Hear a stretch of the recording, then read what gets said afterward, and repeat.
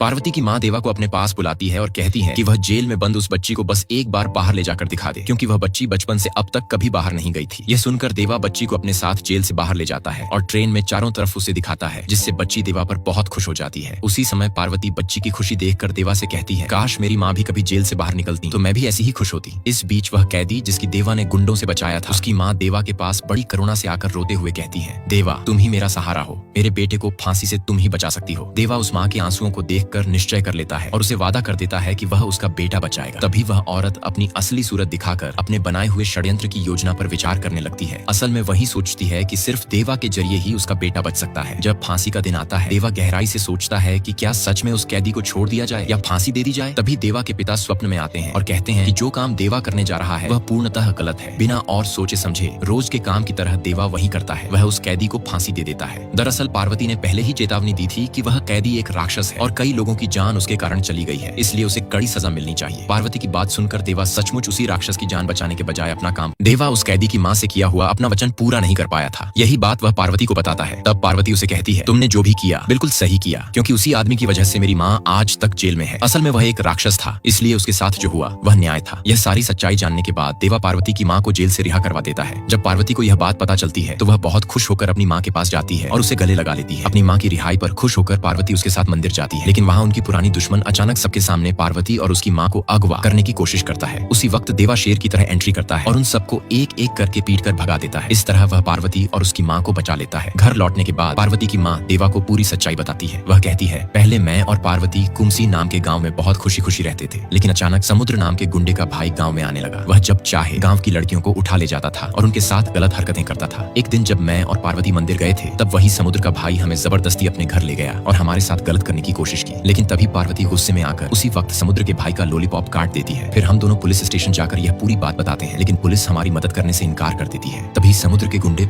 जब पार्वती और उसकी माँ समुद्र के गुंडों से बचने के लिए पुलिस स्टेशन जाती है, तब पुलिस उनकी मदद करने से मना कर देती है। लेकिन तभी वहाँ एक लेडी पुलिस आती है जो समुद्र के गुंडों की जमकर पिटाई करती है और पार्वती व उसकी माँ को उनसे बचा लेती है। लेकिन समुद्र के भाई की मौत के कारण पार्वती की माँ को जेल हो जाती है। अब जब देवा को सारी सच्चाई पता चलती है तो वह पार्वती की माँ से वादा करता है कि जब तक वह जिंदा है तब तक समुद्र उनका कुछ भी नहीं बिगाड़ पाएगा। यह सुनकर पार्वती और उसकी माँ थोड़ी खुश होती हैं। इसी खुशी में देवा और पार्वती की शादी हो जाती है। देवा पार्वती को पाकर बहुत खुश होता है। सुहाग रात की रात देवा पार्वती से लूडो खेलने की बजाय कहता है, मुझे एक केला चाहिए। यह सुनकर पार्वती गुस्से में देवा को केला दे देती है और देवा खुशी खुशी वह केला खा लेता है। इसके बाद पार्वती देवा से लूडो खेलने के दौरान पूछती है, देवा शादी के बाद सुहाग रात की रात को क्या होता है? देवा मुस्कुराकर कहता है, क्या होता है? कुछ भी नहीं। तभी पार्वती देवा की शर्ट खोलने की कोशिश करती है, लेकिन देवा शर्म के मारे उसे शर्ट खोलने नहीं देता। इसलिए पार्वती जानबूझकर सोने का नाटक करती है, लेकिन देवा तो थोड़ा भोला आदमी था, इसलिए वह कमरे से बाहर चला जाता है और पार्वती की इच्छा अधूरी रह जाती है। सुबह होते ही पार्वती देवा के माथे पर चंदन का तिलक लगाती है और बहुत खुश दिन बिताने लगते हैं। लेकिन इसी बीच देवा की जेल में एक महिला की मौत हो जाती है। जब यह बात देवा को पता चलती है तब देवा उसकी बच्ची को अपनी बेटी बना लेता है, क्योंकि वह बच्ची देवा को रोज मामा कहकर पुकारती थी। इसीलिए देवा बच्ची को अपने घर ले आता है, लेकिन बच्ची बिना कुछ खाए बार बार अपनी माँ के पास जाने की जिद करती है। तभी पार्वती और देवा दोनों उसे समझाने की कोशिश करते हैं, लेकिन तभी पार्वती की माँ वहाँ आती है और बड़े प्यार से बच्ची को खाना खिला देती है। अब धीरे धीरे देवा और पार्वती बच्ची की बहुत अच्छे से देखभाल करते हैं, जिससे बच्ची सब कुछ भूलकर देवा और पार्वती को ही अपने माता पिता मानने लगी थी। लेकिन कई दिन के बाद जब देवा ट्रेन में कहीं जा रहा था, तभी ट्रेन ड्राइवर रमेश का बेटा एक बैग देवा को देता है और कहता है कि ये बैग लेकर अगले स्टेशन पर मेरा दोस्त आएगा, उसे दे देना। तब देवा भी उससे बैग ले लेता है, लेकिन जैसे ही अगला स्टेशन आया तब देवा उस बैग को एक आदमी को देता है, पर तभी उस आदमी का लॉकेट देखकर देवा चौंक जाता है, इसलिए देवा उसे बैग देने से मना कर देता है। उसी वक्त एक और आदमी आकर देवा से बैग छीनने की कोशिश करता है, लेकिन गलती से बैग नीचे गिर जाता है और उसमें से कुछ पाउडर बाहर निकल जाता है। तब देवा पाउडर को देखकर बहुत गुस्से में आ जाता है और उसी वक्त उन सारे लोगों को बहुत बुरी तरह से मारने लगता है और फिर सभी को पुलिस स्टेशन में बंद कर देता है। नेक्स्ट पार्ट के लिए लाइक और कमेंट करें।